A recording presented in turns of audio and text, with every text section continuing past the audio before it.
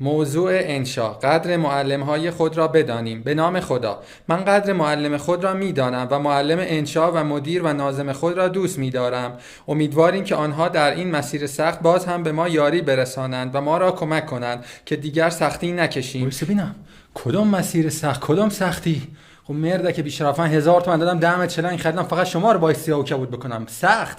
این انصافه و این عدالت. دست بگی درست بگی میگم خدا آروم بزن، نگاه کم بزن، دست بگی ترکیبی برات بزن. درد گرفت. زمان ما کجا بودی؟ معلم با جسته میومد سر کلاس همه رو میکشت. نارنجه که مینداخت زیر پای من. یه بار درس خوندم خمپاره زد ترکیشه چنده تو بدن منه.